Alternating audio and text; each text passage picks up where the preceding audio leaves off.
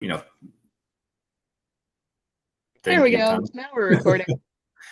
Yeah, I know. I mean, when we started doing a bunch of virtual stuff at the city, this was one of the just kind of discussion points. They actually opted to, close off the chat feature, but I think there was this point that it's not an official part of the kind of meeting proceedings. So I think if others are okay with it, perhaps we could ask Phil to just move those into sort of their own document, maybe still link them as sort of a reference point, but not include them in the minutes themselves. Would that satisfy, Jeff?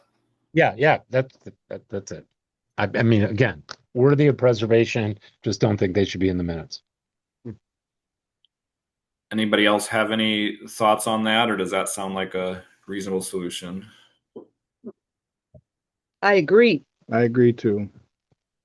I'm happy to do it. Thank you, Phil. Thanks, Phil. Any other discussion on the minutes? No. Not. They've been moved and seconded. Any objection to recording unanimous consent on approving those minutes?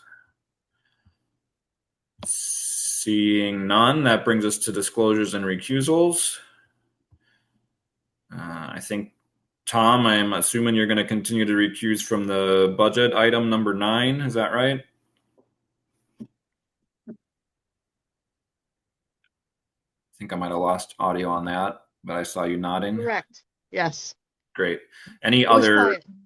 recusals or disclosures from other board members? And seeing none, that'll bring us to item number 5, public comment and communications. So we did get a communication from Dean Lumos is attached in the agenda. I think I see Dean in the room as well, and I know he wanted to provide comments. So why don't we go ahead and start with Dean, and then looks like Esty would also like to speak. And Tanya, I don't know if you or somebody else in the room could kind of help get some organization around those in the room that would like to, and we can kind of figure out who would all like to speak. Brian Standing is here, and he would like to speak after Esty. All right. Well, Dean, go ahead. My understanding of this is that it's just not a conversation. I just call some points someone made, and the board's just supposed to listen. And then if some of the things you like and you want to have a discussion about it, you can put it on a further another meeting and stuff. So this is how this is supposed to work.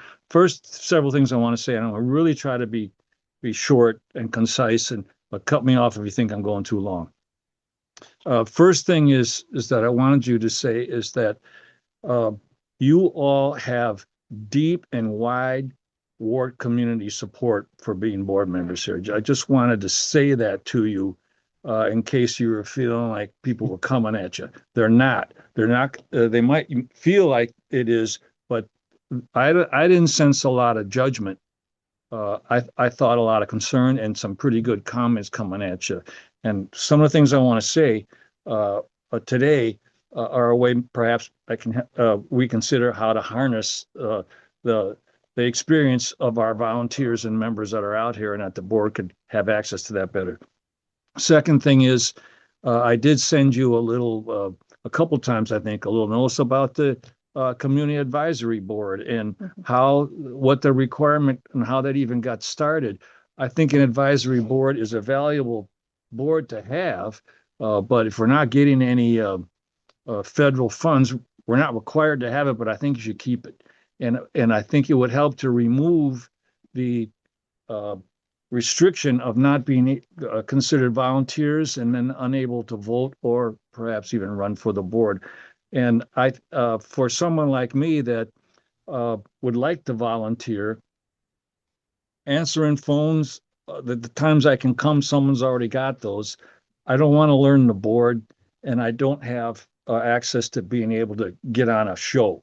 But I'd get on the volunteer board and try to help that way. And then the other thing that I would suggest is that you use that volunteer board better. Give it access to all board materials prior to a meeting, so that people on that board could review materials prior to your deliberations, might be able to give you some good feedback around a particular thorny issue or an ideas. And clearly thorny issues are budget and other things.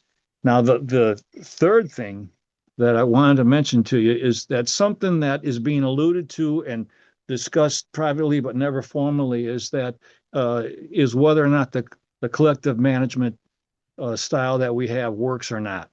Now, when we went to it years ago, trainers were brought in and trained up people in how to effectively run a collective management system with all the principles involved and how to actually implement, how to do transparency, how to communicate, how to especially address accountability. But the thing about having a collective model that you all have to understand it is not the staff that is the only people involved in collective management. It's the board. The whole structure of how to run a collective management is all of us, including volunteers.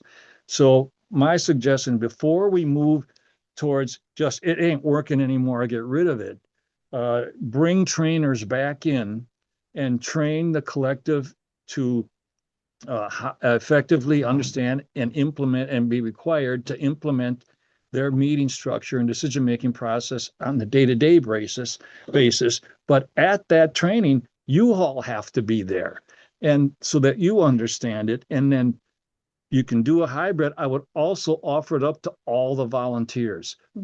Let everybody sit in it so everyone knows exactly how a collective management style works, and then implement it with some fidelity. And then if it's not working, you can have another discussion about it. So I would do that before you just automatically get rid of it.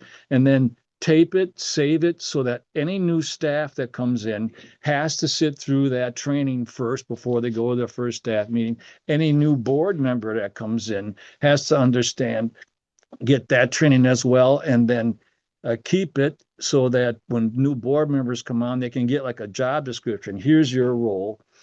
And I think that would go a long way to address I think some of the problems that we have with the staff now that I don't believe have had any training in this since this first started over 20 years ago.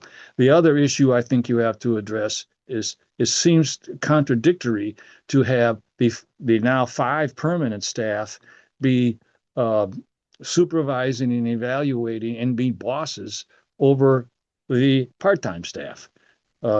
When we move to a collective model, why aren't all the staff involved in it? And so there's a contradiction in this situation with that one particularly. So I think you have to address that and look back on how that got decided and why aren't part-time staff considered a collective as opposed to being bossed by only 5 permanent staff.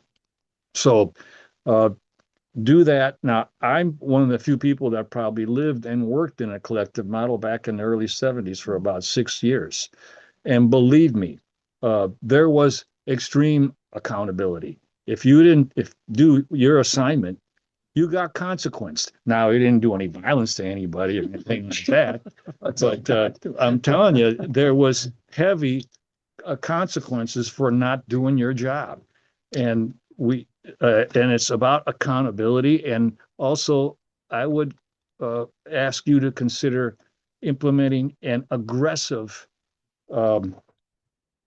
transparent communication system. And I mean aggressive, overly communicate to volunteers and particularly staff. So those are the 3 main things. And then one other thing about being a board member is that I believe you should get Nick or someone from Numbers for Nonprofit or someone to come in and give board training on how to read a financial statement and also how to do the verifications or the monthly allocation. I forget, the monthly check review. So every board member has to have an understanding of how to handle your number 1 priority, which is manage a budget, so that you won't get into this problem before. So If you want to continue these type of discussions, I think you could agendize it and then have a further discussion. I would urge you to do that. Perhaps you'd even want to call a special meeting around some of these particular issues, especially around the trainings. But I can't emphasize enough to get some training around how a collective model is supposed to work, implement it, and then review it. And if you find it doesn't fit anymore, then you can change it. But I think it's a little preliminary to change it now because people know that the staff ain't doing it right. So those are my comments. Thanks. Thanks, Dean. Thank you. Dean. Esty, you're up. Tom, can you scroll that? There's a long chat that I can't see the whole thing. Okay, thanks. First of all, I want to thank Dean for coming up with an idea that goes beyond the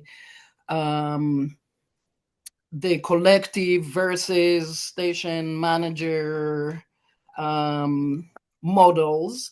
And I want to remind you of Eileen talking about these things and suggesting that you read some literature about other ways of managing an organization like ours, which presumably is non-hierarchical, which presumably is very much about social justice and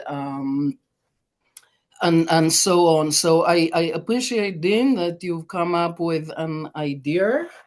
And I hope more people come up with more ideas, including yourselves, board members.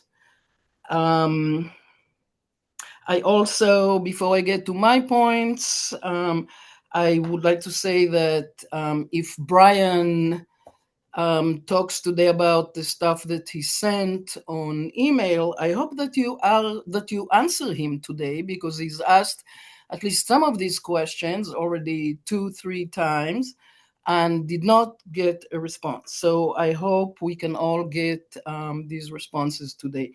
To my issues, 2 things. It seems like our venues of communications among ourselves as volunteers, among volunteers on the board, and now among volunteers in the community are being taken away.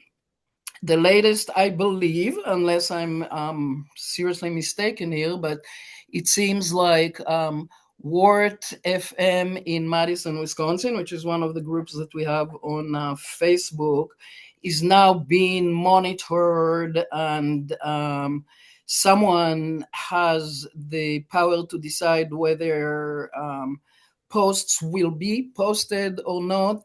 It matters to me because it's one of the places where I post information about my shows, and usually I do it the day before or the night before, and often I don't know what my show will be the next day, and I can't do it earlier. I posted something about the way right-wingers are now starting to go against individual stations, and it took 2 or 3 days for it to show up there, where until now I posted something and it was there immediately.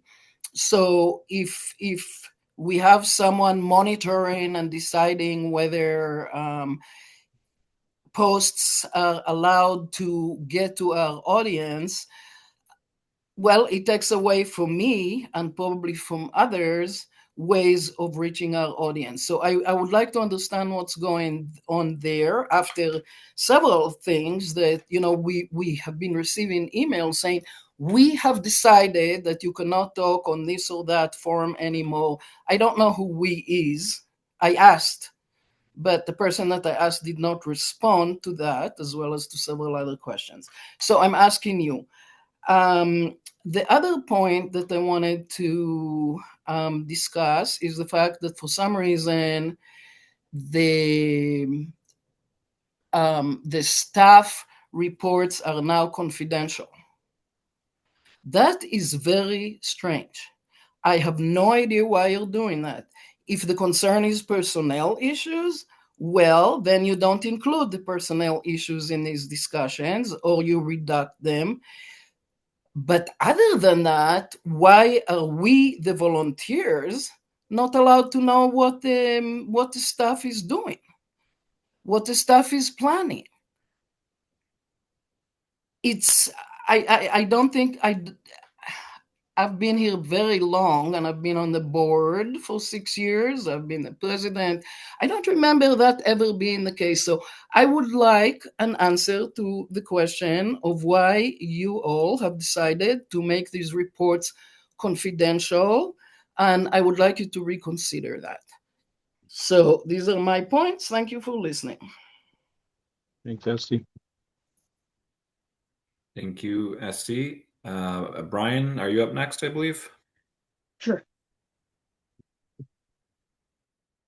Thanks everyone for the opportunity. I think everyone on the board, and I hope a significant number of the volunteers, since we're on a new bulletin board system, I'm not sure everybody saw that, has seen the questions that I asked. I do want to thank some of the staff who provided some very detailed answers to some of those questions, and I believe those were also copied to the board and to the bulletin board announcement list.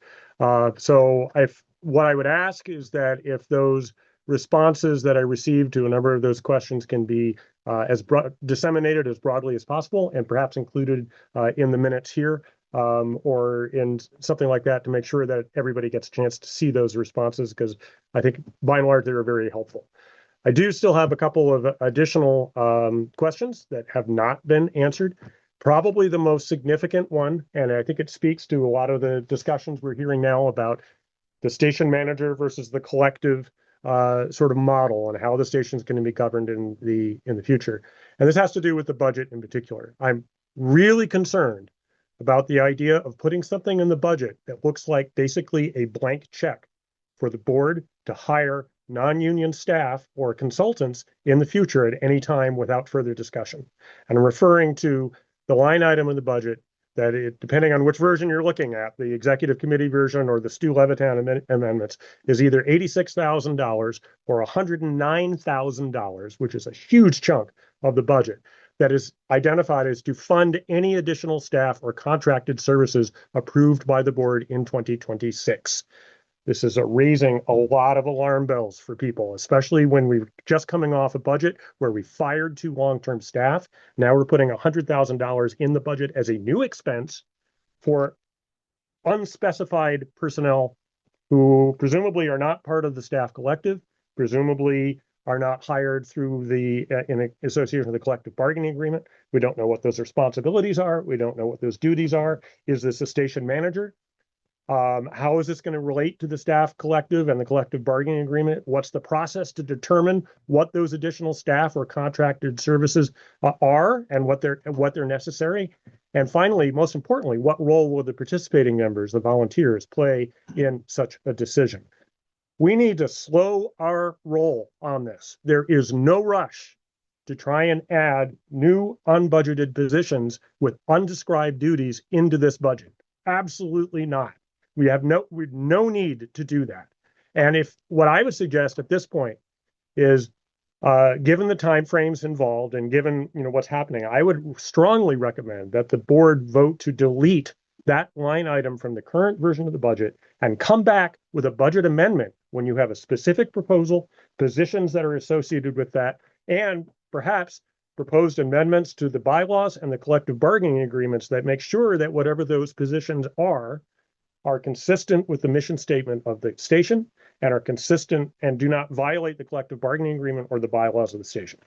I cannot stress this strongly enough, that this looks bad from the volunteer standpoint. It looks sneaky.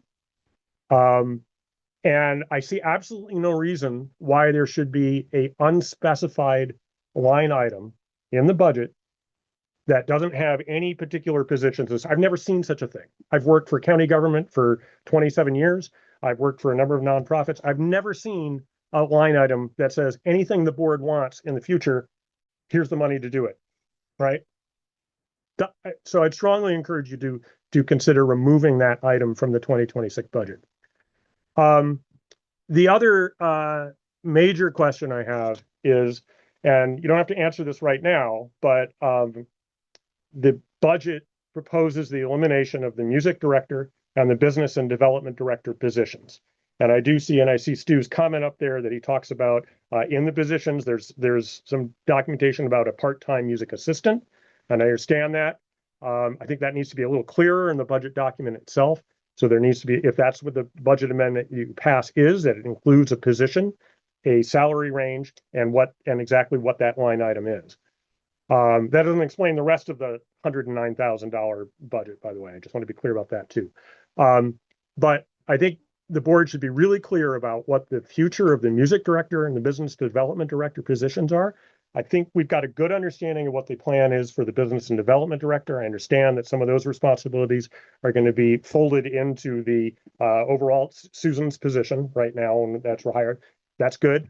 But we don't have a good plan for the music department. And right now, Aaron Schultz is pulling double duty. He's doing out of title work, frankly. He's not getting any kind of acting class pay for the duties that he's doing, and he doesn't have a position to function. And no one's even asked him if he wants to be the music director. Right? There should be a position created. There should be an interim hire. There should be clear, understood duties. And I feel like a lot of this has happened really fast, without a lot of forethought and without a lot of involvement with the volunteers, the voting members of this organization.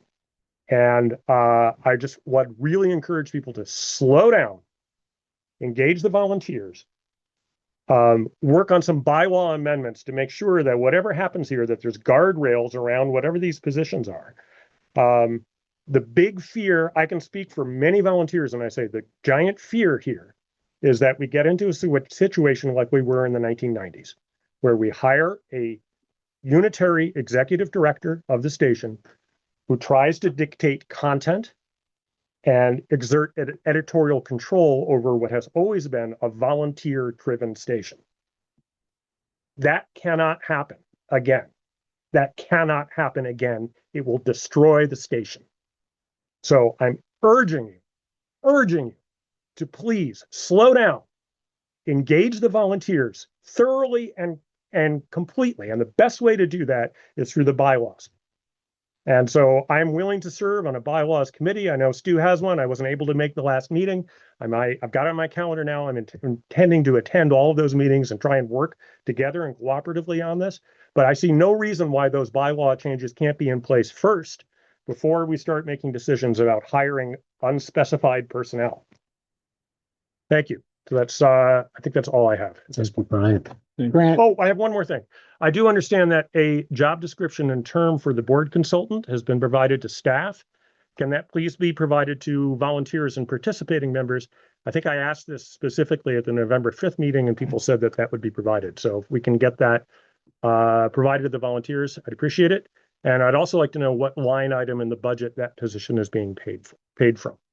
Thank you. That's all I have. Grant, can I just make one quick comment? I mean, Jeff, I'm not going to stop you from doing it. I do, there's a real risk that we get into conversation during this period. I think a lot of these questions will be answered. I do want to go over the executive committee report, for example. I think that will answer a few of these, and then a lot will come out of the budget part. But, go ahead if there's something quick you want to say. I don't think it's in any of the committee reports, and I've heard it more than once, and I heard it from Brian. And I just want to be clear. There will not be, certainly as long as I'm on this board, and I don't believe there's anybody else on the board who will violate the collective bargaining agreement. Period. End of story. Period. End of story. You will hear more about that later in the agenda when we discuss the status of the development director, because it will require an amendment, which we do not yet have, to the collective bargaining agreement before we can post that. And that's why it's not posted yet. So it's just not going to be violated. Period. All right. I'd like to continue on with our public comment. Thank you. Thanks. I'm seeing a message from Steph Stringer. Was there anybody else in the room that wanted to speak? No. All right, Steph, go ahead. Hi, thank you very much for letting me say a few words. I will be brief. As a host and DJ on the weekend, First of all, I want to say I appreciate Aaron very much. Both Aaron, there was some technology difficulties with the cart monitor and player in over the weekend. I've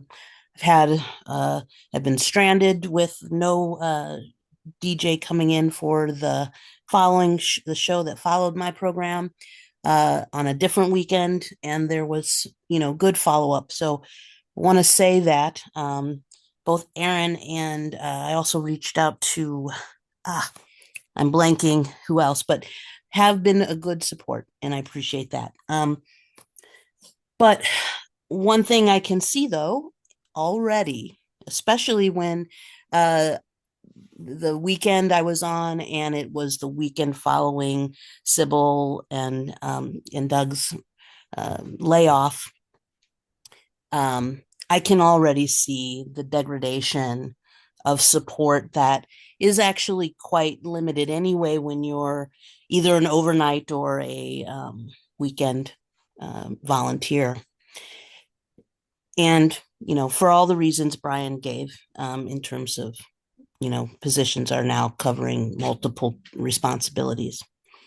I also wanted to say, and it's needed because unless you're talking about an agenda of doing away with music, the music hosts have relied on those various emails that will come through the list groups to talk about the labels that have new music and new artists. I mean, already there's a drastic decline in those emails that I get so that I can do research on new music. That's an example of something that I'm experiencing in just the short amount of time that Sybil's position is no longer hers or there.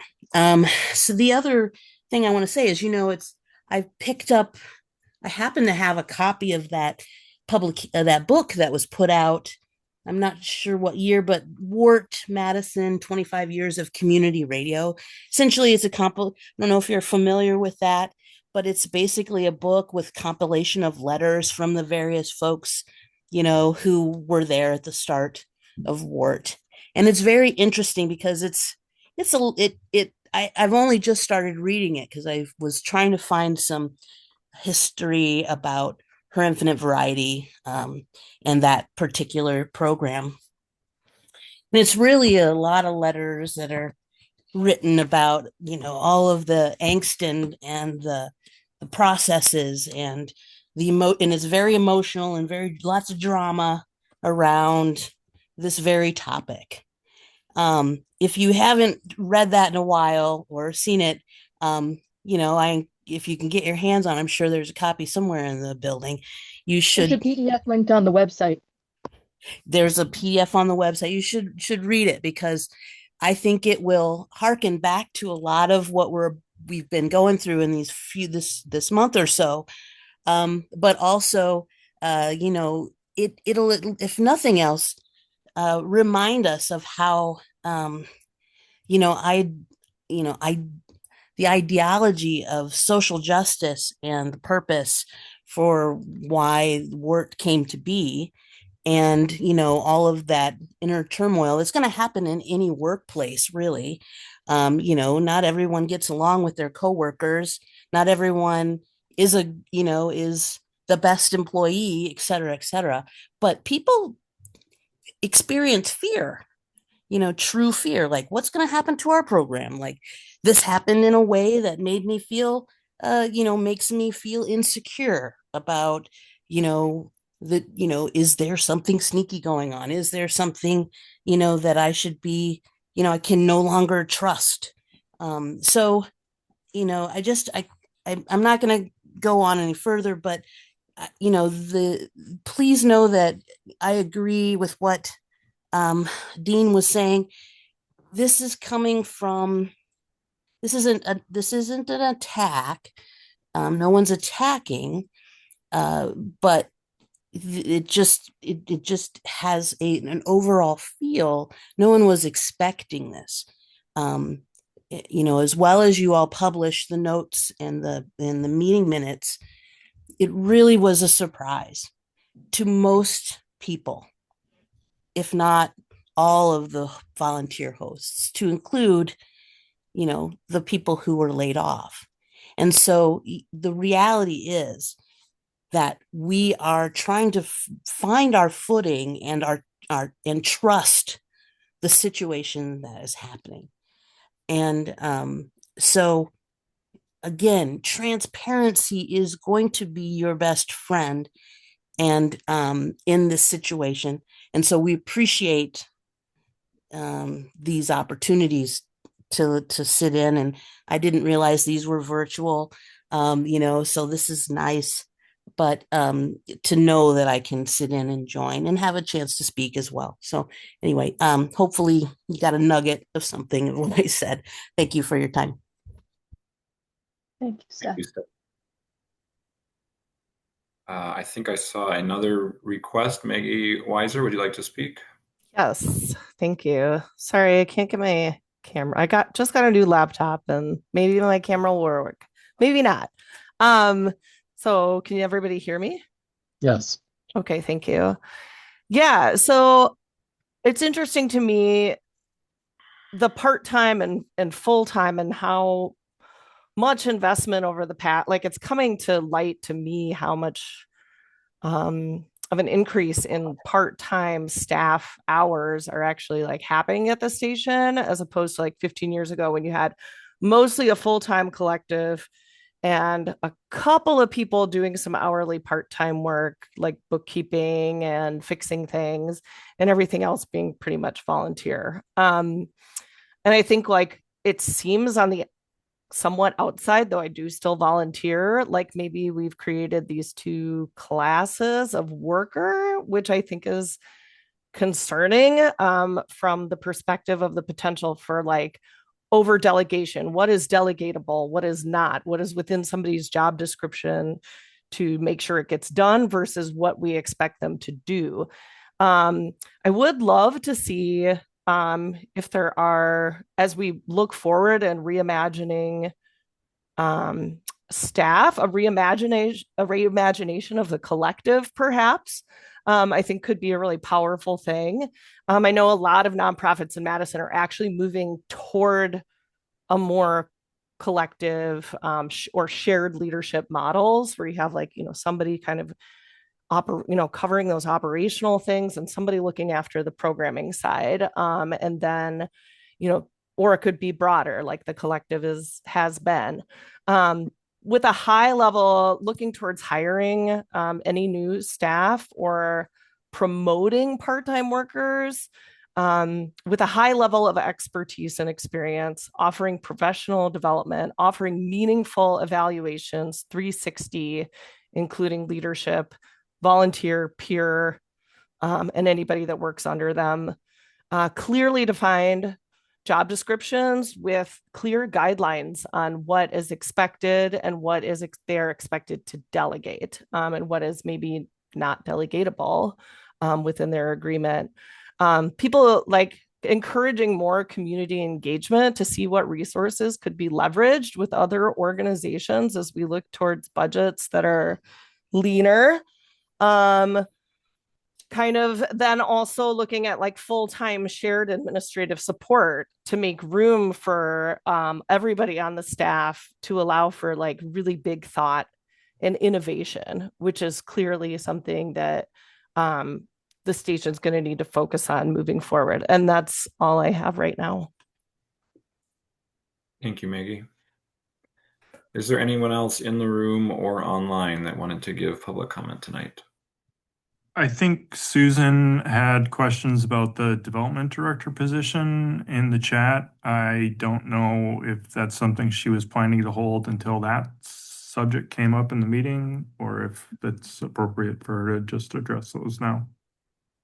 Yeah, I would be happy to recognize Susan when we get to that item on the agenda. Any other members? Yeah, I wanted to follow up since Phil tells me that the staff decided to that the reports have to be confidential, so I have to ask them. but that's not the case. You guys agreed. You are the board. You are their bosses. You are the ones who can tell them, yes, you can do that, or not, you can't do that, which is why I'm asking you for an answer on why, for the first time, I believe, in the history of the station, the staff reports have become confidential, which just makes people wonder, what is it that we're not allowed to know? Why is it that every month there is a report, but only the staff and the board know what's in it? So, Grant, I am asking you for a response to that. Yeah, I will say, Esty, I will commit to putting this on a future agenda. I personally, it is not, since I've been on the board, they have not been available to the public. They've been linked in the agenda, but the actual documents have not been available to the public. We have had some discussion at a previous board meeting. My personal opinion is that we should have them be more accessible, but for the time being, staff has requested that they are not made public, and so far the board has not taken any action to counteract that, but I will commit to putting this question on a future agenda for board discussion. Okay. Are you able to explain why they are confidential? What's confidential about what they do in the station? That'll be part of a future discussion, but I don't agree with the position, so I certainly can't speak to it, and it's not on the agenda for today. So, but I will commit to putting it on a future agenda. Okay, I appreciate that. Thanks. Yep. Okay, seeing no other public comments, I'd like to move on to agenda item number 6. This is the special election results and certification. I believe I saw Shali Pittman online with us as well. I believe the news was sent out by Phil, who chairs our elections committee, that Shali was the candidate that got the most votes and won the election. And so we don't have anything more specific in our bylaws or policies around a process for certification. And I think when I was brought in, it was just sort of the winners were announced. So unless anybody has knowledge of any other process or procedure we should be following, I think I would just like to congratulate and welcome Shali Pittman to join the board as a member for her first meeting. Yay! Thank you. Congratulations again.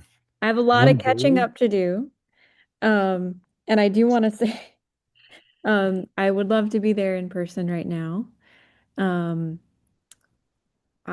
I will have to step away at 7:30 for this meeting, which is great. Great way to welcome myself back to the station.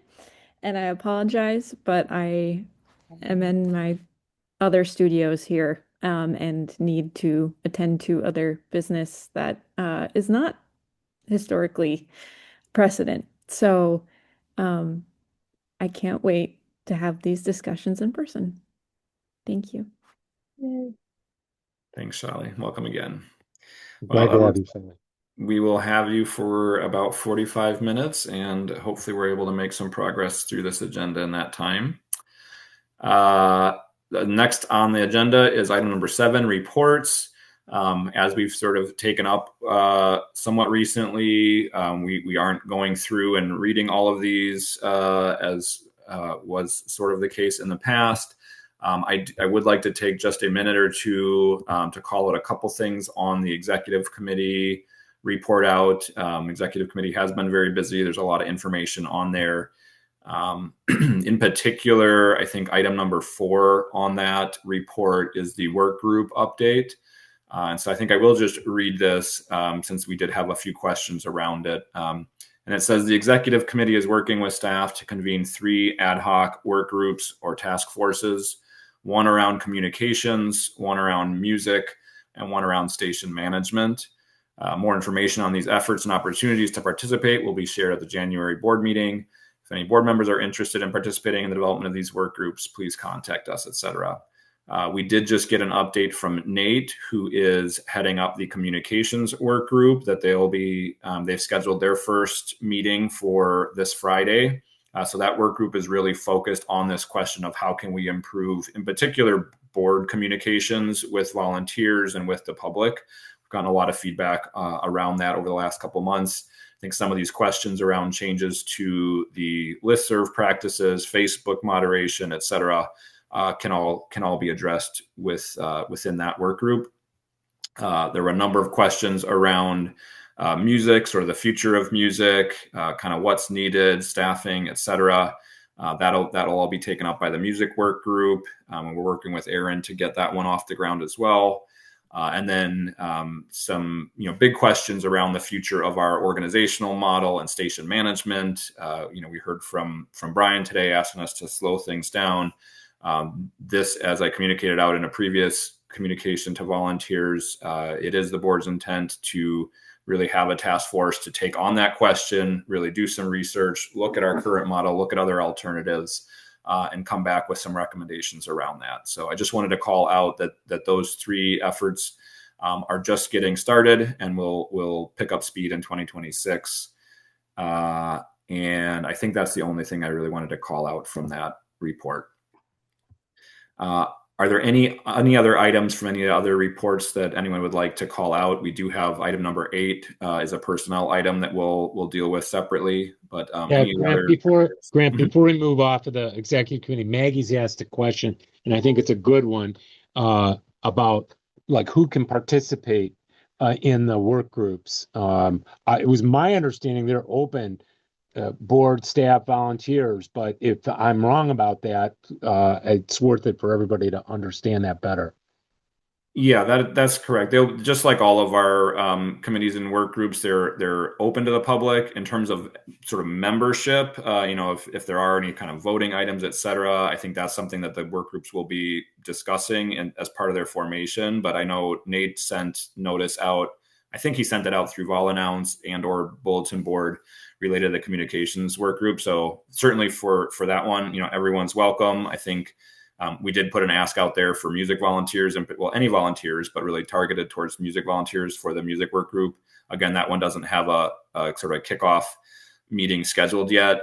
I think the one around kind of station management, it'll certainly be open to the public. I think TBD in terms of whether we're going to formalize membership on that one or not. All right. And then I didn't know if you're asking, is there anything else from the personnel committee report, which as you see is not linked. There were a couple other things that I do want to mention and it's not linked intentionally because there's some personnel confidential things in there, which is not uncommon for a personnel committee. But I didn't know if you wanted to jump there, or if there was something from the finance committee that you wanted to cover first. Tanya, anything from the finance that you wanted to call out? No, I don't think so. We had our first finance meeting with me as treasurer, and it went okay. And we're going to present the budget. Well, Grant's going to present the budget, and I'm going to support Grant in that presentation. Sounds great. Jeff, go ahead on personnel committee report. Sure.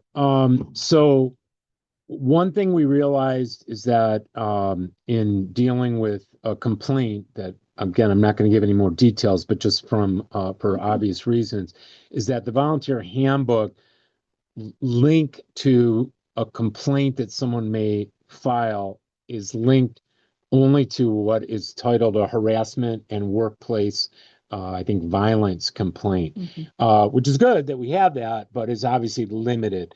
So in discussion in personnel committee, we thought this should be moved over to policies and bylaws for them to consider how to both deal with it in terms of the volunteer handbook, but also perhaps we need another complaint form. So that's mostly just an FYI for everybody. And then the only other two things that I wanted to mention, one is that we did make there seems to be a need to have better, communication coordination between personnel committee and staff. So an idea we had was to form kind of a one-on-one, I don't know, liaison, mentor, buddy, whatever words you want to use, with between members of the personnel committee and the staff. The staff, I believe it was either today or yesterday, let us know that they don't like that idea. So they have proposed that we develop some form of FAQ for frequently asked questions, and they're willing to develop the questions that they might have. Of course, we haven't seen those questions. Once we see them, we'll work, I suppose, there's no reason not to, on answers. I did respond by saying that I have some concern that while that may be useful in some ways, it won't be helpful for what I would call unique circumstances, which are often kind of the guts of personnel issues. And I reiterated our willingness in whatever manner, it doesn't have to be this one-on-one, to have more contact between staff and the personnel committee. And that for the time being, that if staff have questions or concerns of a personnel nature, and that could be anywhere from issues with volunteers to issues with part-timers or each other for that matter. And by each other, I'm talking about the full-time collective members. I'm chair, they can come to me and we can process how to deal with that. Last but not least, we are overdue, according to our I think the CBA, we're supposed to do probationary evaluations in 6 months. We're overdue on doing NATES. Obviously, there's been a lot going on, but we're going to take it up at our January committee meeting and figure out how to move forward with that. At least since I've been on the personnel committee, we haven't done any probationary evaluations yet, so we'll have to think about exactly how we want to do that. But I just wanted everybody to know we haven't forgotten. And then the rest will be dealt with in the later agenda item around development director. Thank you, Jeff. Phil, I'm not sure if there's anything from elections other than the result that we already addressed. No, not really. Great. I'm assuming everyone got the email on the board, and I did ask Adrian to share it via VolAnnounce. Obviously, Shally was elected with the overwhelming number of votes, of which I believe there were only 40 in total. Thank you, Phil. Stu, we did get a question today from Brian about this sharing of the contract details. I believe it's in your committee report, but the policy and bylaws took up the question of open meetings at our last meeting, and also has this question of sort of open records, specifically the question of whether or not we should be sharing details of contracts and with staff or contractors on the next agenda as well. I'm not sure if there's anything you wanted to add on that one, Stu.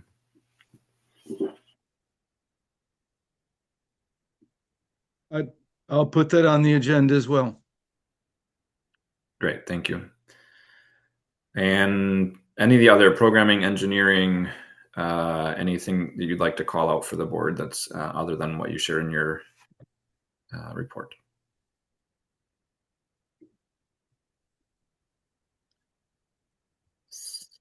Seeing none, we've got agendas items 8 and 9. It looks like we've got Shally for another 37 minutes. Unless I hear otherwise, I'll move on to item 8. That would be the development director recruitment. We have 2 action items on there. One is to approve the hiring committee. The other is to approve a proposed development director position description. Susan, is your comments related to the hiring committee membership or the position description? Position description.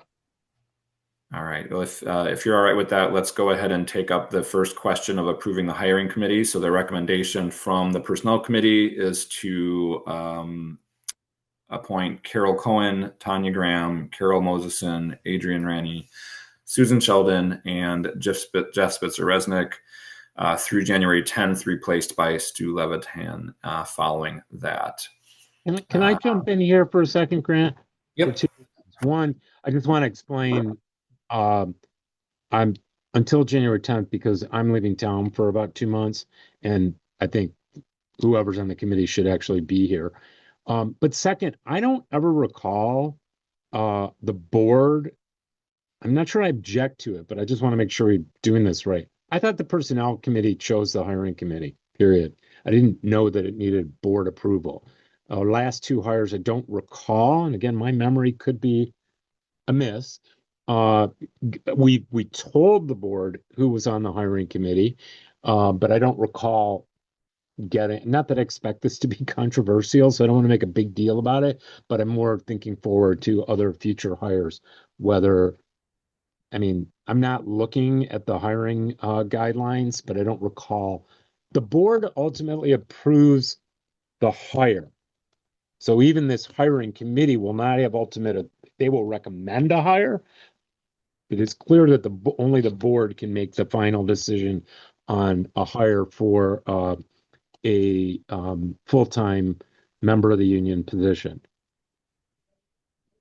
I do, Jeff. I didn't have this handy. I'm pretty sure it does say that the board does it. I don't know if it's in our very outdated policy, our personnel policy, that language is in there, but I'm pretty confident that I have seen that the board is supposed to, we don't have to have a hiring committee, but if one is formed, it's supposed to be formed by the board, is my understanding. Okay, I'm pretty sure we do have to have a hiring committee. So let's do this. I don't think there's gonna be a lot of controversy about it, so I'm not gonna make an argument about, no, it shouldn't be on the get board approval or whatever. I expect to get board approval here, but I think before we make our next hire, let's do a little research and make sure we're following our own policies. I was just surprised to see it on the agenda, frankly. Got it. Yeah, well, we can definitely double check that. So I would look for a motion for the hiring committee as stated in the agenda. Does need a motion? This is the committee's recommendation. So it's moved by the committee. Yeah, I mean, well, it should be moved by one of the board members. I move to accept these hiring committee members. Thank you, Tanya. I second. Go ahead, Shannon. Seconded by Shannon. Any further discussion on this one? And is there any objection to approving the members as stated? Seeing none, that passes, which brings us to 8B, approval of the position description. Jeff, do you want to give any introduction to this before Susan gives comment? Yeah, I do. And the most important part of the introduction actually isn't in the description, which is, although the personnel committee approved this on last Friday, sent it to the union and staff, asked for input by Monday, and understanding that that was a fairly tight timeline, even though staff had previously had a lot of input into creating this description, we said, at a minimum, please get it to us before the board meeting. We have gotten no response, none. That is important because the union has told us that they will not engage in a memorandum of understanding to approve our request to increase the hiring wage for this position to $60,000 to $65,000 range until they, I guess, approve, although I don't think our policies require staff approval of the position description, but they're tying it together. So the most important thing I can say to everybody at this meeting is that while I do believe we can and should approve this position description, of course, somebody has some good ideas to modify it a little, that's fine. That's why we're here. We can't move forward with the hiring because we do not have union approval on the wage or ultimately a memorandum of understanding that will need to be attached to the CBA, which currently, just so everybody remembers, has an upper limit of $50,000 on new staff hires. With that, in terms of the position description, just brief overall, this does essentially combine the current donor relations director position held by Susan and pieces of the business development director that Doug had held, but that we've eliminated. We did our best to make these percentages, except at the end, the fundraising percentage 60%, and not kind of, if you look under number one, there's lots of content under there, but we did not think it made any sense for us to try to micromanage, how much of it is direct mail appeals, how much is it just major donor fundraising. We hope we're going to hire a qualified professional who will figure that out. Obviously, our hope is also, if we can get this moving, to have at least some overlap with Susan, who can provide some context for how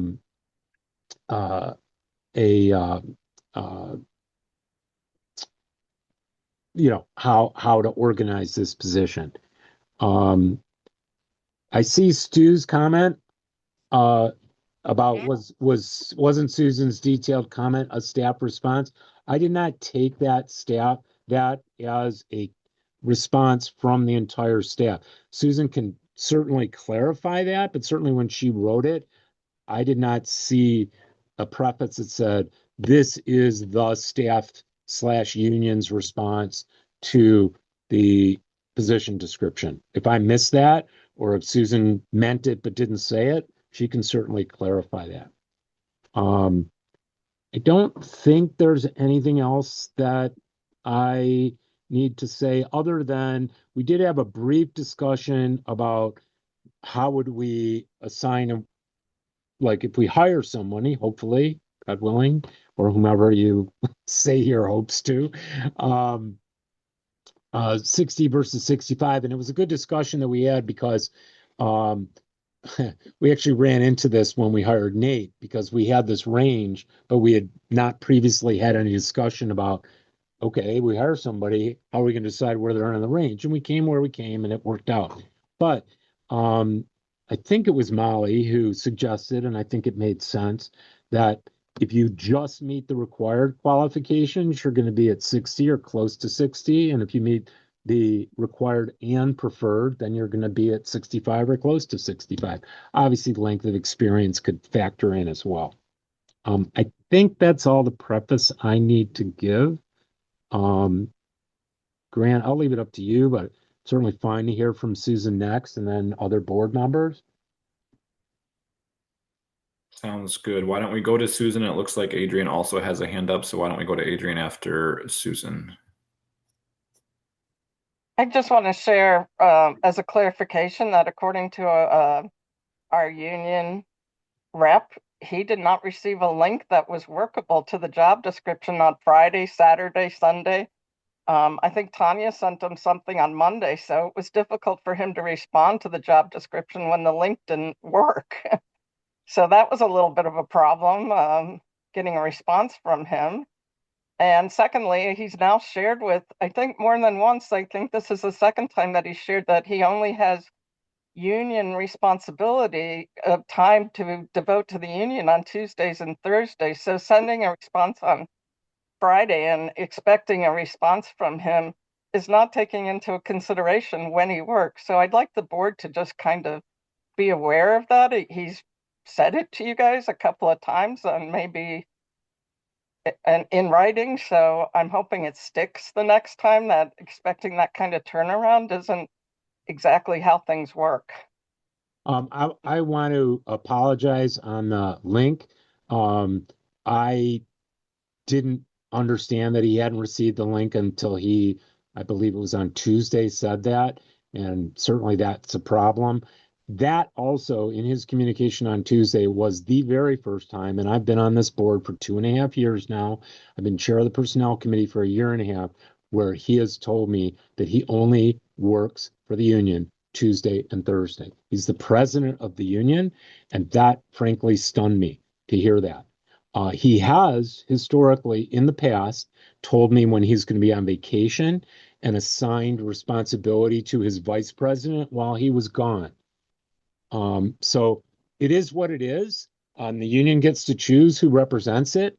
I understand we tried to make it work. I will tell you, Molly has helped us with a detailed timeline on hiring that if we can get this moving quickly, i.e. get it posted, I would say not later than January, first week of January after the 1st. We hope to have somebody hired before you leave, Susan. That continues to be our goal. Fortunately, the executive committee has the authority, if it needs to come to that, to deal with the MOU and deal with finalizing a job description. And so I don't think we haven't kind of lost the timing yet, but we're, it's challenging. Can I make a request, Grant?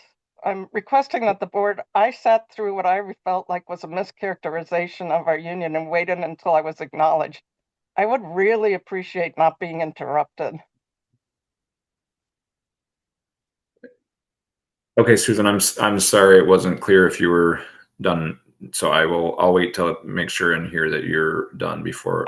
I paused for 2 seconds, and I think if you reviewed the thing and was, that, and then was, I will let you know when I'm finished. I'm very good in staff meetings about saying over when I'm finished talking to indicate that it isn't just a pause. So I would request that unless you hear me say over, you please not interrupt me. I will make sure and take care of that, Susan. Thank you. I'm old and feeble and I lose my chain of thought easily, which the staff can attest to. And being interrupted is really especially difficult for me. Shali, I can see you smiling. Just remembering old times. Yeah. Please continue, Susan. You have the floor. And I don't want to really hear a lot of argument about it. I told the board in, I believe, February of 2024 that I would be leaving the end of this year. And nothing happened. There was no movement to convene. I think Tanya brought up, and it was approved, that I would have 3 months because of where it was a recognition that we weren't going to be offering a very good salary. And Tanya suggested a 3, or somebody did, and she said that that was reasonable, a 3-month training period that I would have. So the idea was that we were going to start the hiring committee early so that we would be able to do that 3-month transition and I would be able to be out of here. I updated and gave an October 31st time. That was way early this year, saying I wanted to be out of here by October 31st. And when the time came, and this isn't an attack on anyone, when Shali left, the next thing was to hire a news hiring committee with no thought. At the time, I kept saying, well, are we going to have 2 going? No. We're not in this position because of staff. We're not in this position because of me not giving notice. We're in the position because the board didn't convene a hiring committee. It's not something we as a staff can do. And I'm sure there were lots of reasons, but let's just be clear. If we had started this in April, looking for someone for my position, knowing how long it takes to find someone, and been made aware that we couldn't do it with the salary that we were trying for, we wouldn't be sitting here in December saying, oh, we need to hire somebody now, and the board isn't, and the staff isn't approving an MOU, and the staff isn't doing this. I just want to be clear, the responsibility is not staff's to convene a hiring committee. Okay, so let me get past that. Then the second thing I want to say is, I have spelled out, for people who haven't read my board report, I have spelled out the fact that I have routinely worked more than 50 plus hours a week. You're welcome to read the board report. I have spelled out the fact that I have routinely worked more than 50 plus hours a week. You're welcome to see my sends and my emails and all the people starting at generally 10 o'clock in the morning and ending at 3 o'clock in the 10 a.m. and ending at 3 a.m. of who all the communications I have with donors and vendors and other people during that time. So it's not a job that can be done, I believe, in 40 hours as it is the current responsibilities and the current amount of income that is being generated. What I tried to explain in the board report is that retention, when you're not getting a lot of new donors, retention becomes so important. You have to hang on to everyone you get. And retention isn't a function of programming. Retention is a function of how well a fundraiser can make somebody feel valued, inform them of our progress. You know, I welcome anyone to Google what are the most important parts of donor retention, and you'll see it isn't content. It is what the nonprofit is doing. That's the first donation. What the nonprofit does encourages the first donation, but if you don't acknowledge that donation, if you don't make that person feel valued, you don't get a second one. And that's the majority of time that I spend, because we have so few people left who are donating to us. That's been covered up by the fact that they're making much larger donations than they were in 2014. They're much bigger because they're nearing the end of their lives. And my push is that instead of worrying about underwriting, leave it as it is, handle it day to day, let Adrian take it over, get it out of this job description, and instead hire a part-time major donor planned giving officer. And your money will come back, if not next year, which I believe it might. Within 2 to 3 years, I believe that you will have hundreds of thousands of dollars generated from that position. And this is the time to move, because our average donors they're dying. And we're not seeing the money from that. And I know that might sound, I'm sorry, but that's part of how we look at things as fundraisers, is that, if you're not getting the word out to these people and you're not having a chance to meet with them and talk to them and stuff, there's so many of them. In the average thing over at the Humane Society, the average donor is 33. It's not hard to meet with people that are 75 and above and talk to them, because they're not the majority of your caseload. But here at WORT, they're the majority of the people. It's hard for me to meet with 3,000 people a year. So I just, I really think this position is misguided. I think it asks, if you want the person, you're not putting in what they have to do. You're certainly putting underwriting in there, and that's a have to do. But if you expect them to make the money that I see is expected out of this position, it requires many, many more hours than 40 a week. And I'm not sure you're going to get someone that wants to spend that much time on it. Over. Thank you, Susan. Adrian? Can everybody hear me okay? Yes. Yeah. Hear you? Okay, great. Sorry, I'm trying to deal with my car, but okay, it's doing something weird. I just wanted to clarify something about the MOU. I think there's some confusion here. The MOU from the staff was approved weeks ago. We confirmed that through our union. We sent it along that we approved the new salary range for the development director position. I'm not sure where the confusion is with that. What we were waiting on was the position description. Because, yes, Susan doesn't have to necessarily agree to the position description, but the union does. So that's the stage we're at now, is dealing with the position description. I just wanted to note that the MOU was sent a while ago and approved. Thank you, Adrian. Jeff? Okay, so first of all, for those who weren't here, I want to clarify some things about the history of the hiring process, because it's not as Susan put it. we did engage in a hiring process, which did not start immediately when Susan announced her proposed retirement. And by the way, we all owe a debt of gratitude to Susan for staying on as long as she has passed when she wanted to leave. And I mean that very, very sincerely. Not to mention a debt of gratitude for how well she's done her job. But we first had to get an MOU the first time because at Susan's correct suggestion, the original in the current CBA, well, not current, because that was changed in the MOU. The former CBA, well, the current CBA, but it's modified by an MOU. The starting salary range was $40,000 to $44,000, folks. Okay, and we all agreed that wouldn't work, but it took some time.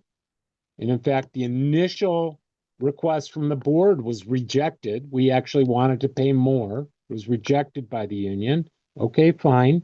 That's where we got to. So we got it up to 50. We had then a failed hiring process. Okay, that's just, it is what it is. Not casting blame anywhere. It just is what it is.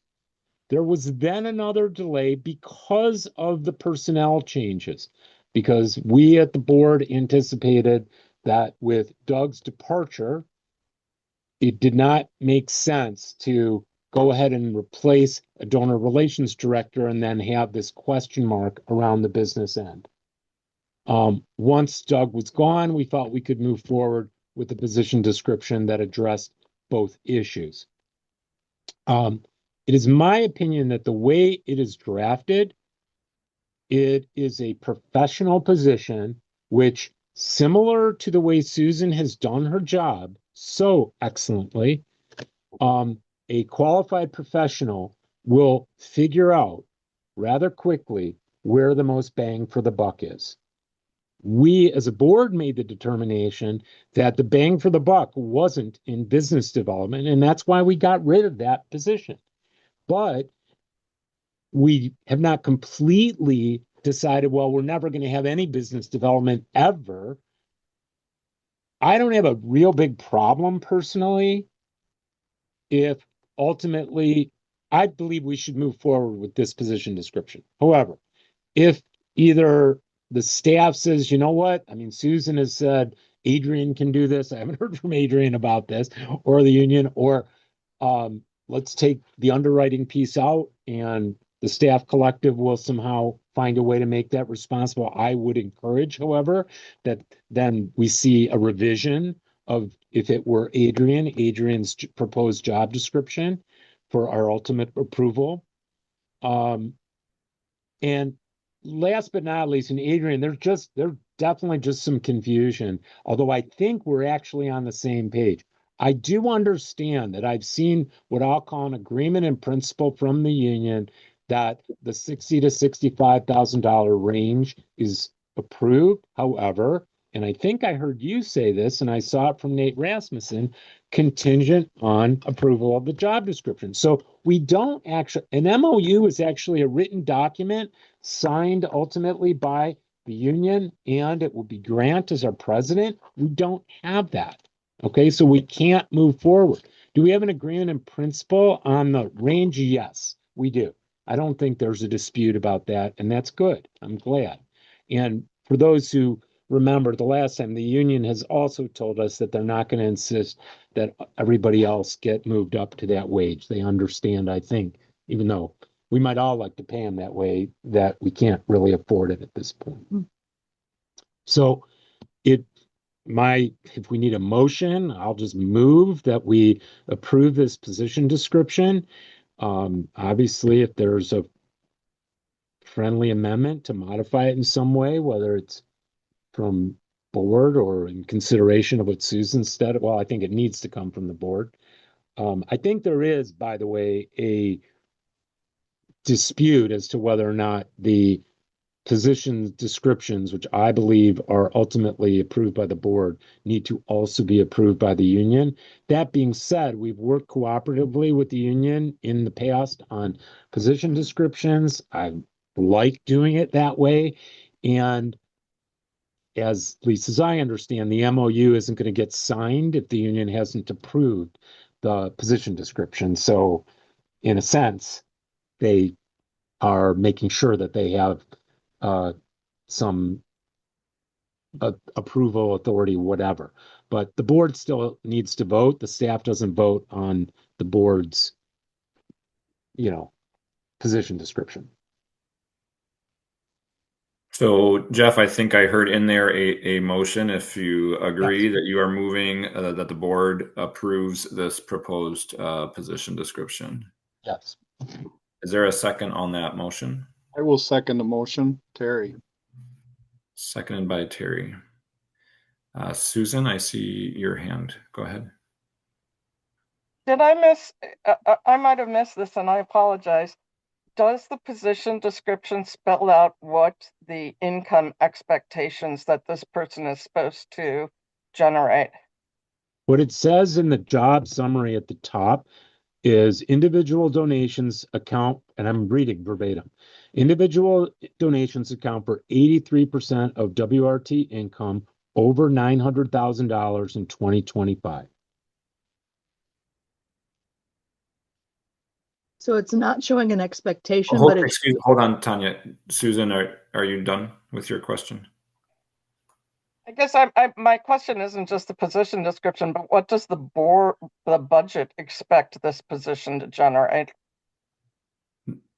That's in the budget item that we'll be taking up next. Okay. But I think for the purpose Hold on. I didn't hear over yet from Susan. I don't want to get chastised again. Fair enough. Yeah. Fair enough. About over. Thank you. You're actually, if I recall correctly, and you're right, Grant, we shouldn't jump to the budget, but it's related. We're budgeting a lower amount next year because for two reasons. One, we understand with Susan's loss and a new person that it would be highly surprising to get the same amount as Susan has so fantastically done this year. However, and I can't even remember whose suggestion it was. It might have been Grant's, it might have been Molly's, it wasn't mine.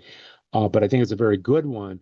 Showing the current history gives, I think, any applicant an idea of, okay, we're not spelling out you must raise $900,000, but that's the history. Anybody coming in should be thinking that's the range. If they have no experience raising that kind of money, they're probably not qualified to get hired for this position. Thank you, Jeff. So we do have a motion on the table that's been seconded. I did want to maybe put out for consideration, Jeff, you mentioned that the executive committee has the authority to approve, if changes are needed following full review of the union. I guess I think another thing that could be considered by the body would be, and we could just amend this motion, that perhaps we could give personnel committee the authority for any final revisions rather than executive committee, just to kind of simplify that process. So I'm not making that amendment, but if others think it might be wise, they could certainly do that as well. And it looks like Stu's looking to be recognized, so I will. Yeah, I'm not seeing on my screen a way to raise my hand. I move to amend the proposed development director position description by eliminating Cardinal 1 sub F, business sponsorships. I thought when the person who has done the job for 14 years tells us something in such clear and documented consideration that we should amend the job description, I take her at her word that she knows what she's talking about. And I think, although I had originally thought that, we just fold the underwriting into this development director position, that made programmatic structural sense to me. But if Susan tells me that it is impossible to do at a level to sustain the more important major donor program, then I think I need to reevaluate and acknowledge that she knows what she's talking about. And since Adrian has indicated she's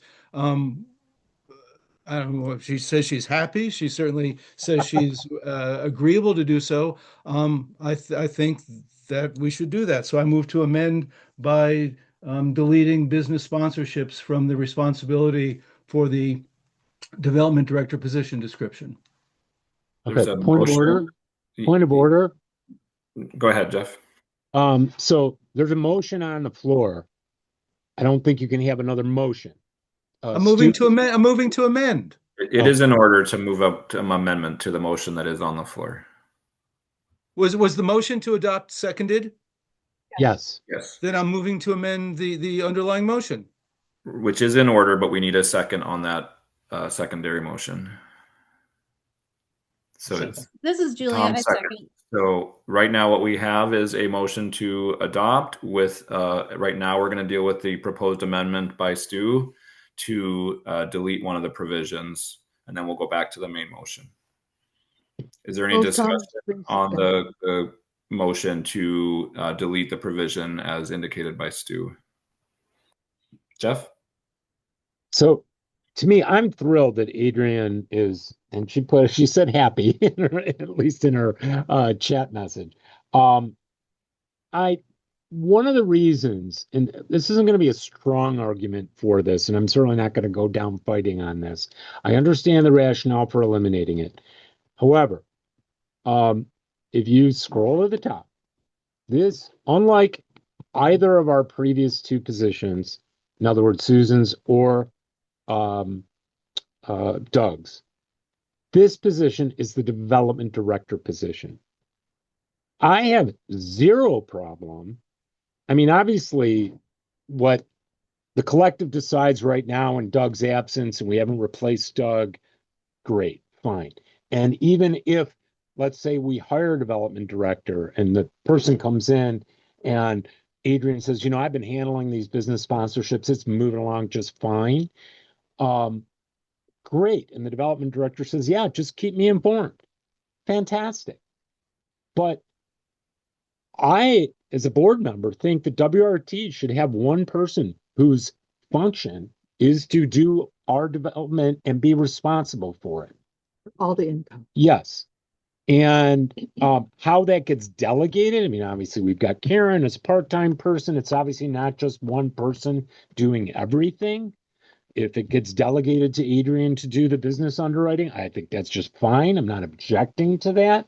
But I want one person responsible for all of our development.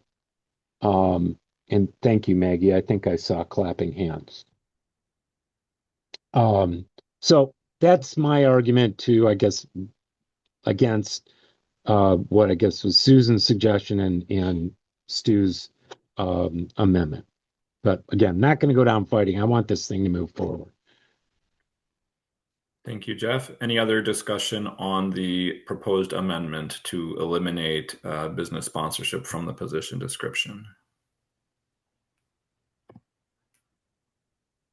Is there an opportunity to amend this position description and say something like oversee business sponsorship and underwriting work?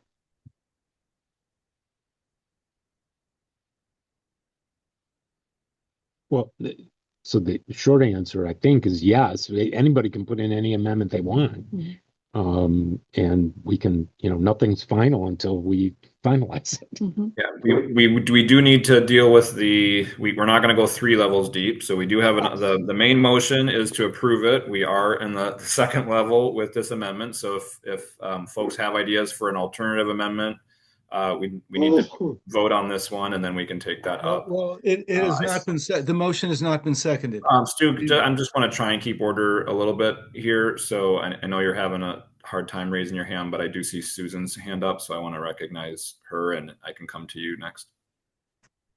I think Grant, just point order. Stu thought it wasn't seconded. It has been seconded. Stu. Okay. Correct. Thank you. Okay, Susan.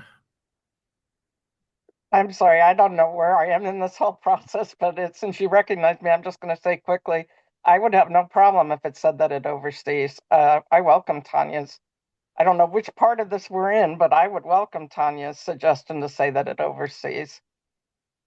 I do want to say real quickly, sorry, that somewhere in that document, the overseas for Karen's position has turned into that I do it. There's someplace in the position description where it says that I that I supervise a person, and the description of what that person does isn't clear that that isn't what this job does.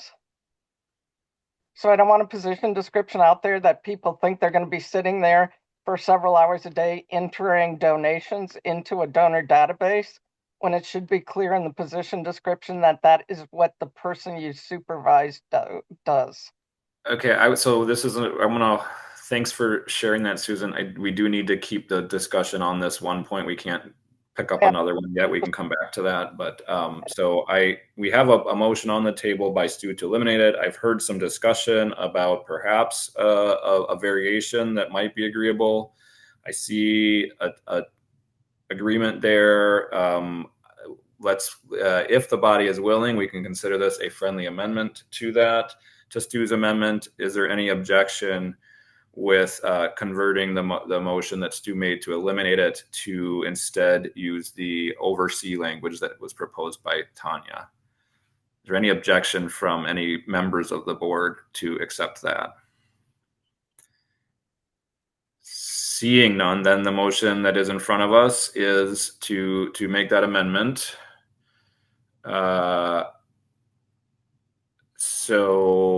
Any further discussion on that? And if not, I'm going to call a vote on the amendment, which would update the language to say oversee.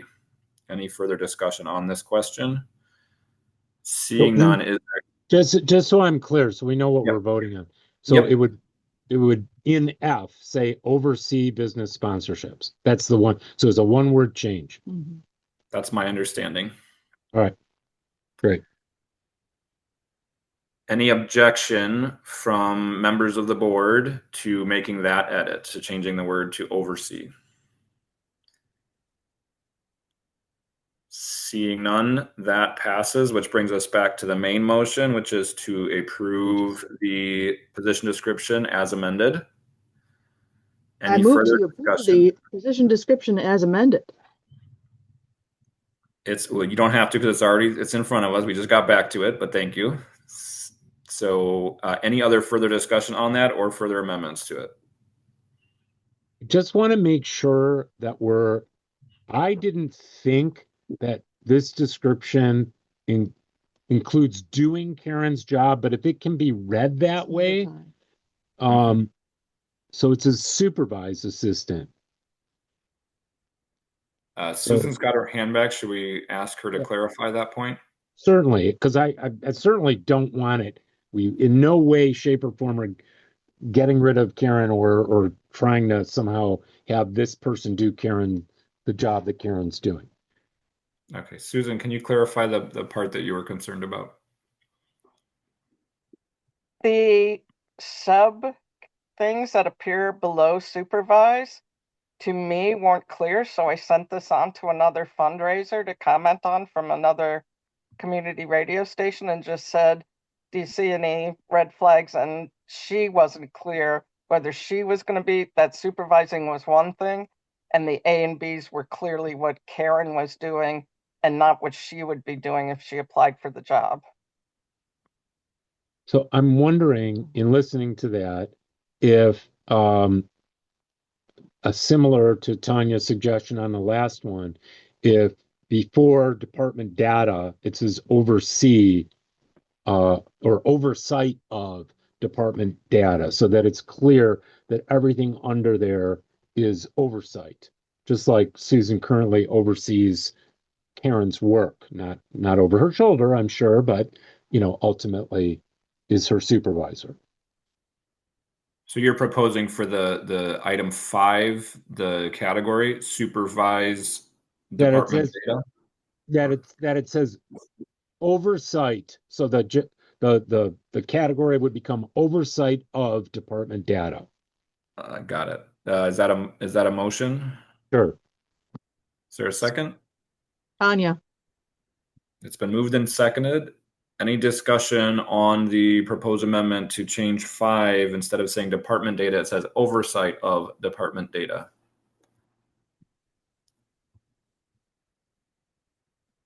Not seeing any discussion. Is there any objection from the body to accepting that amendment? Seeing no objections, that is also approved, which brings us back to the main motion to approve the position description with the 2 amendments that have been passed. In looking at this, I am just noting it's a typographical error, but under 4, it has 4A, B. I think since that's really just a typographical, we don't have to go through the formalities, and we can just get that updated to be ABC. Get it fixed. Yeah. Any other discussion on the position description or any other amendments? And a few of us are trying to fix it, and it's not working. Those can be tricky, but we can get that while we're offline. We got to figure out. Maybe we should just make it bullet points. All right. Seeing no other discussion, sounds like we might have some agreement, so I'm going to try for consensus. Is there any objection from approving the amended position description?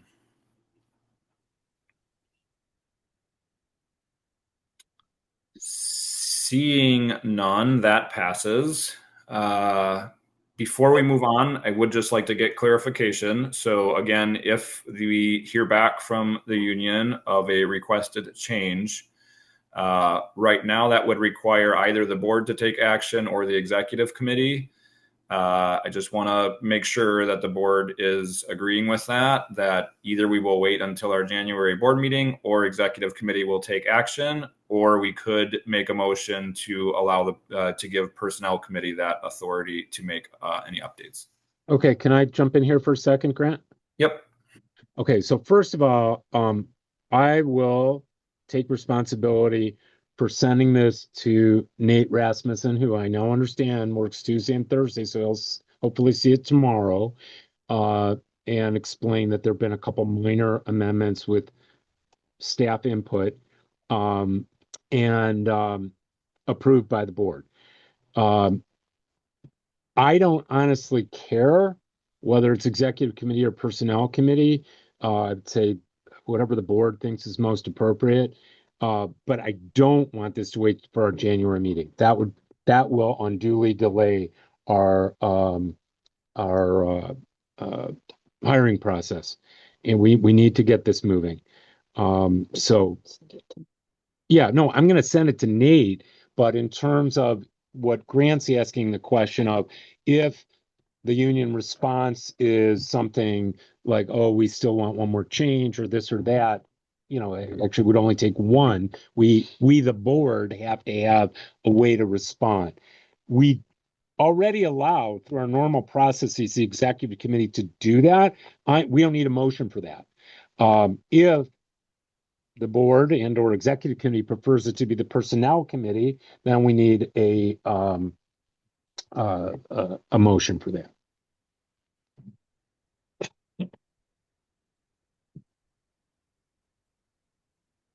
If there's no motion, we'll leave it to the executive committee. And I'm fine with that. All right. Let me just ask one quick process thing. Want to change this title to board adopted instead of PC proposed, and I'll change the date and then I'll send it to Nate. Okay? As a PDF. Yes. Great. That will bring us on to item 9, which is the WORT 2026 budget. As Tanya mentioned, I'll give us a quick walkthrough of it. I'm not going to go through the budget process and timeline, other than to say we are at the, I guess, penultimate step, assuming we are able to approve a budget tonight. We also, as I understand it, we do need to send approved minutes, perhaps to Community Shares of Wisconsin. I'm not certain of the timeline of it, but we may be sending out minutes before next board meeting for approval via email. if needed. So just kind of keep that on the radar. But with that, I will bring up a little bit difficult for me to do, but is anybody else able to share the budget? That might be a little easier for me. Is anybody else in the meeting that has it open? If not, I can make it happen. Get in the meeting.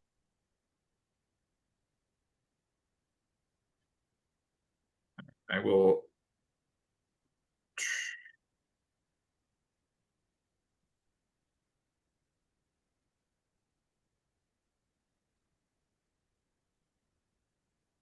Okay. I won't. Somebody will have to let me know. Assuming you can see. Yep. The Just make it budget a little document. bigger. Make it bigger. Make it bigger. Yeah. There you go. All right. And I'm not seeing the screen right now, so if anybody has a hand up, I'll just need somebody to let me know while I have this up. So just a quick walkthrough here. Everything in column A are the accounts as we have them in our QuickBooks. B is the 2025 adopted budget. C was the forecast that we made for end of year 2025 in October. D was the forecast made in November. We have not made an additional forecast, although some of these numbers have changed. In particular, our individual contributions. We've had some more positive success in that front, so we expect to exceed the forecast that we made in November. Column E is what the Finance Committee received from staff in September for their proposal. F is the budget that the Finance Committee adopted and sent to the board. G was a draft following closed session discussions of the board in October. H is what was approved by the executive committee on the 8th of December. That is very similar to what we had, but with a few modifications that are highlighted. And then I is H, with it including an amendment that I shared with board members by Stu that calls for 2 changes. So I'll call those out now. One of those, I'll start down here, and actually this to the question that was raised, I think, by Brian. So under personnel expenses, the personnel expenses other line is what was originally proposed by Finance Committee to fund a management position at the station, based on feedback from the board. The desire is to not have this, since that has not been approved, and since the board is committed to doing further work before making any decisions on such a position. The salary and benefits are not integrated into the rest of the personnel categories, but it really is sort of left in this undesignated bucket of the personnel expenses other. That is called out in the personnel tab. So this shows what the current budget funds. These are the positions and the number of hours that are funded in the current proposed. The personnel other, as it says here, this is for funding that's designated to fund any additional staff or contracted services approved by the board in 2026. To Brian's question, as you saw tonight, sort of the process to approve a position description. So any staff position, whether it's full-time or part-time, would need to go through a similar process and have an actual position description approved by the board. And so none of those monies that are in this personal expenses other category are available for staffing except by authorization of the board. And then the amendment from Stu is to add additional funding to that category with the intent of having additional funding available to allow for additional staffing in the form of a music assistant up to 20 hours per week. Again, because that position has not been defined, there's no position description, et cetera. And there is, work expected by that music work group. The proposal is to have that in that same category of sort of budgeted so that it is available, but not actually allocated to any specific position. So that is what the Levitan amendment does here. In addition, with a goal of keeping a balanced budget and not running a deficit, it does also make an adjustment on the income side, on the revenue side of the ledger, in the major donors category, to move that from 200,000 to 220,000. Brian also had a question in his email about what looks to be a significant jump in that category. I think Susan answered in an email, but this year and for the last several years, several categories that really are sort of subcategories of major donors were separate accounts in our system. So IRA distributions, memorials, as well as there's another restricted income number down here. We're all not cataloged within the major donors line. And so it's really probably more helpful to look at the contributions individual total line. So this shows that we had budgeted 675 for all of those categories. That also includes pledge drives, direct mail, et cetera. In November, we were expecting 698,000. In November, following a very successful fall pledge drive, that forecast was updated to 880,000. We've recently got some new numbers from Susan, which show that number potentially north of $1 million. So an extraordinary fundraising year this year. The staff had proposed $740,000 for this year. Finance committee, before any of these positive results came in, had adjusted that south just a little bit to 723,000. The most recent budget from executive committee moved that close to 800,000. And again, with the Levitan amendment, it would come in at 815, which is a significant increase from what was budgeted this year, and quite a bit away from what we're expecting to actually end this year with. So again, bottom line with this proposed budget would be the executive committee proposed would give us a net income for the year of 3,171. With the Levitan amendment, it would leave us with a positive net income of $625. I think I will pause there and ask if board members have any questions or clarification they'd like on any of these items.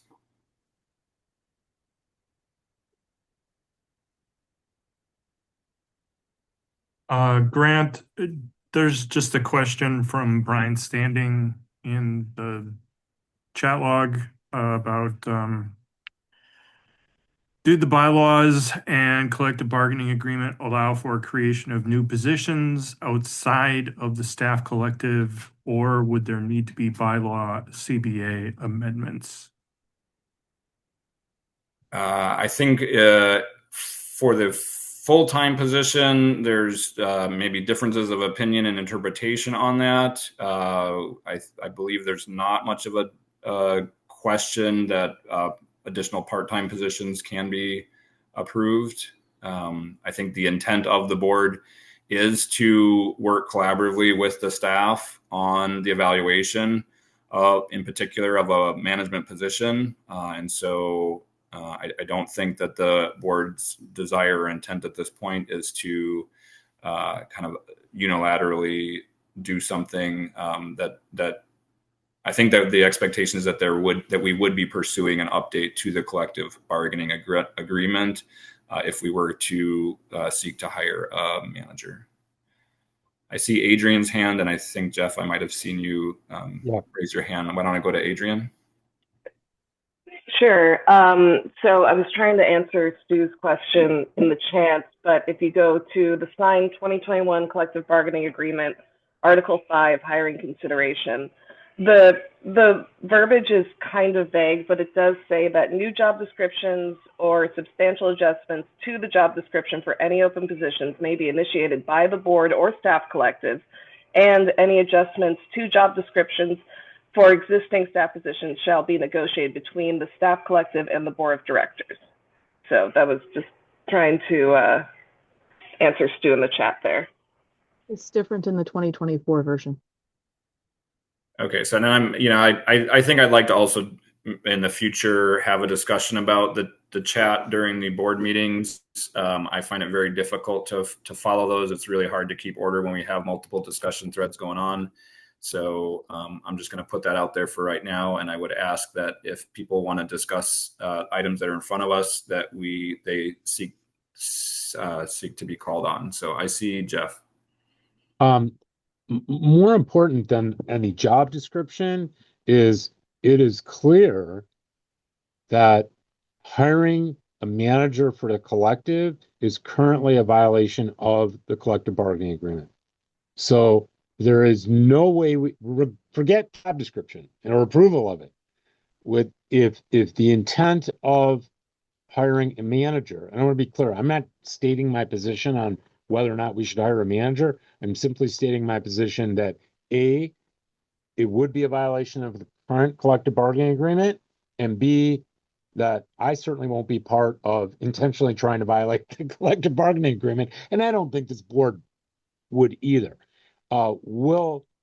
Should there still be discussion about how do we have accountability among staff, and is a manager a good idea, whether through modifying the collective bargaining agreement or waiting until this current one expires and renegotiating it? Sure, those discussions I think should happen, but under no circumstances, at least while I'm on the board, would we simply say, okay, here's our new job description for some form of manager of the station, and we're moving forward with it. It would. Grant's the chair, and we're not in public comment now. So, I mean, I'll let Grant determine, but I'm not sure if he even sees you. We have a new public person here. I'm not even sure. What's your name? Eliel. Haley? Eliel Victoria Peña the First from Caracas, Venezuela. Okay, thank you. Anyway, she had her hand up, and I just want you to know in case you haven't seen her, Grant. Thank you. I'll give you an opportunity. I think, again, we will review a little bit. I don't want to be overly formal. On the other hand, it's really difficult to manage meetings when we kind of have members of the public participating throughout the discussion. So I did see Susan's hand, I think, first, and then Stu. It's not giving me that indication, but Susan, I'll come to you. Just a real quick question. Can you scroll up a little bit so I can see the income that's expected? That's the only thing I want to know. Sure thing. Because sometimes in interviews, the person that we hire does ask, if they're smart, how much income is my position expected to generate? I just want to have that idea. Yeah. So the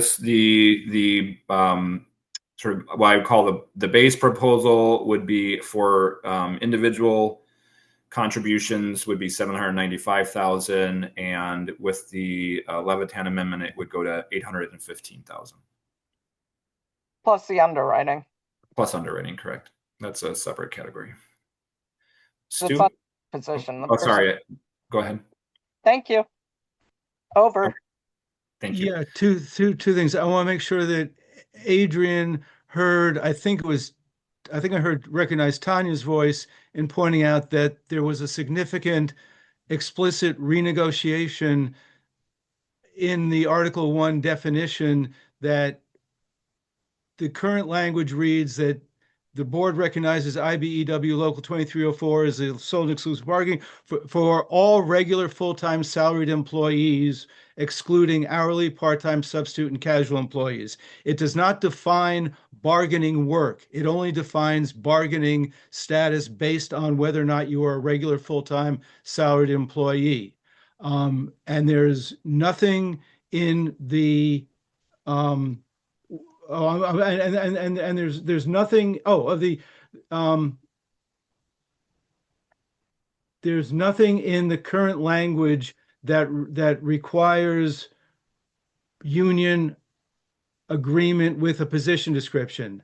And I'm sorry, I was citing the wrong. Okay.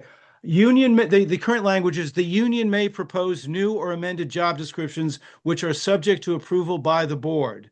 Current job descriptions shall be included in employee personnel files. There's nothing in there. We explicitly changed, I'm sorry, I had previously quoted the wrong section. That we explicitly changed the language which Adrian quoted from the 2021 CBA to eliminate the union veto or approval requirement on position description. But in answer to Brian's question, the board does have the authority to create part-time, hourly, and casual positions outside of the CBA. Thank you, Stu.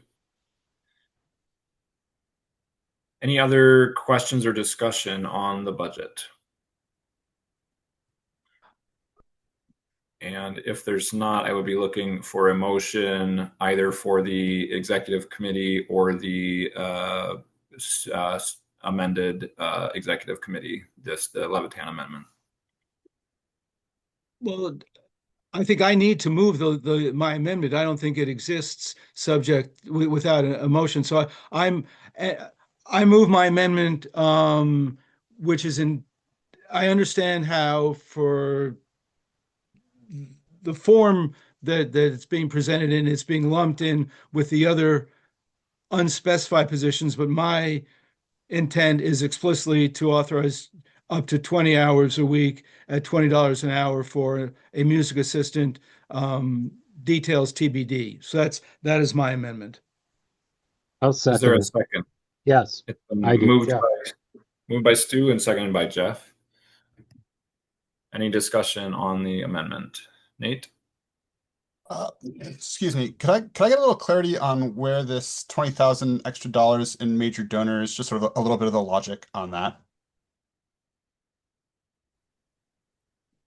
To keep the budget as close to balanced as possible, and based on, I'm not sure I'm not sure exactly what your question is, but it was to balance the increased expenditure by increased income, which we believe to be a reasonable expectation. Especially in light of what Susan's been telling us about her fantastic work with major donors.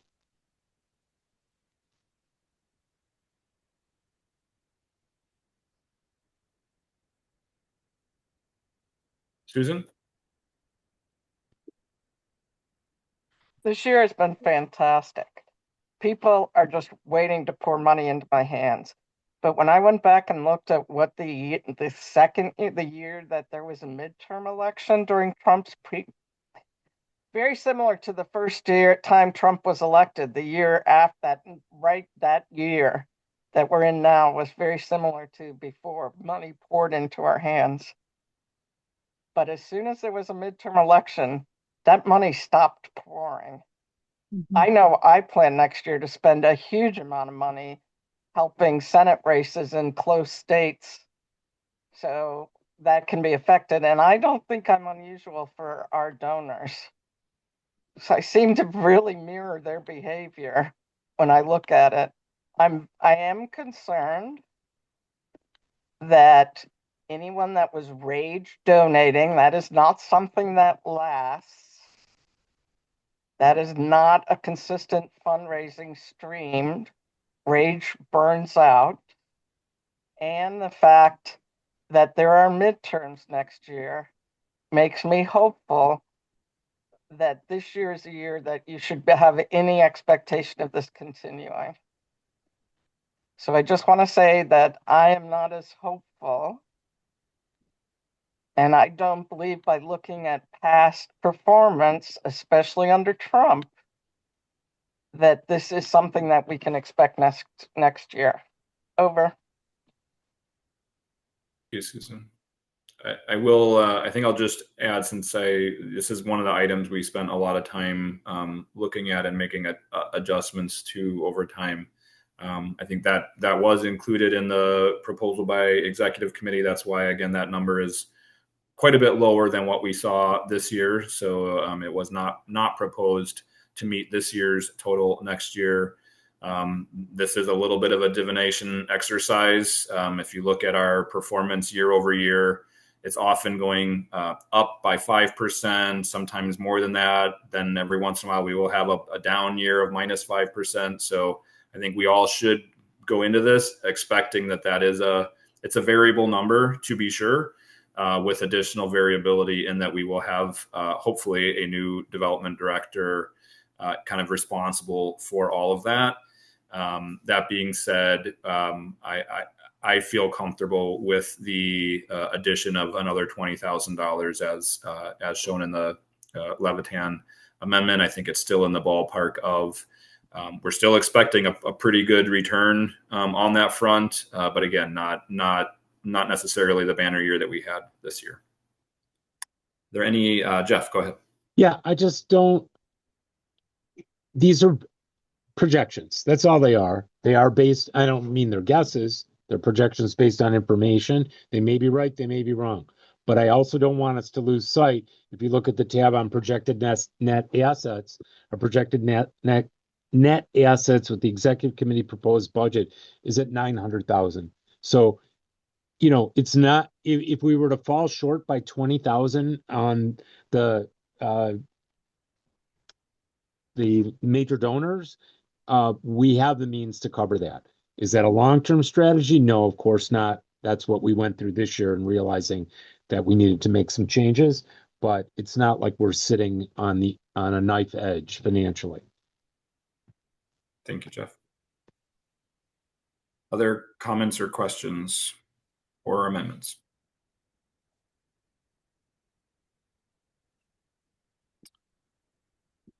I'm not seeing any, and I would take that as a main motion. Stu, what you moved. So what is before us is the proposed budget as amended in the Levitan amendment.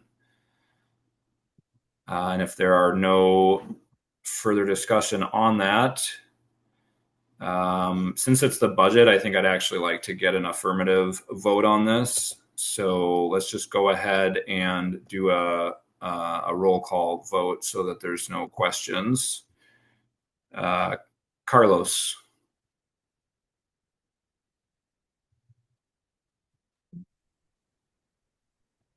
I think I didn't hear you, but I think I see you. Yes.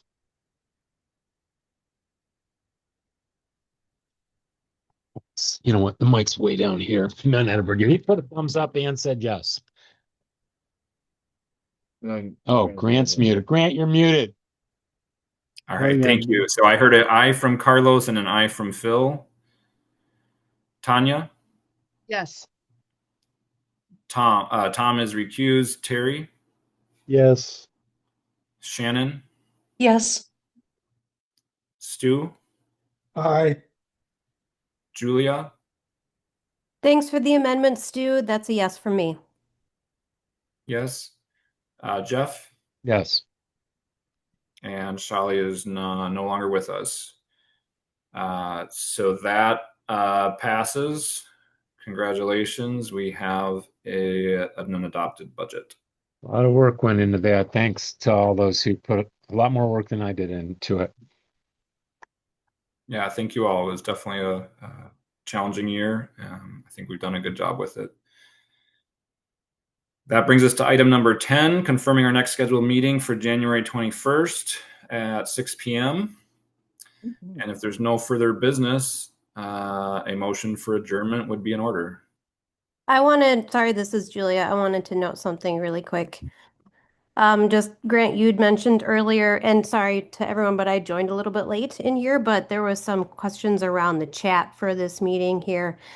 And Grant, you mentioned talking about if we want to keep the chat or what that looks like. So I just wanted to make sure to say for the recording that when we discuss it, let's find a way to make sure we hear all attendees via their preferred channel, which is sometimes chat.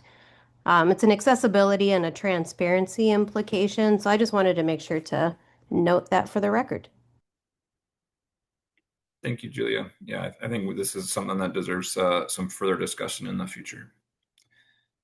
If there's no other business, I will still look for that motion for I adjournment. move to adjourn, Terry. Second, Shannon. It's moved and seconded. Who's here?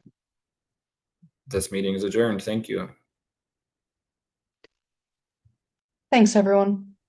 Thank you.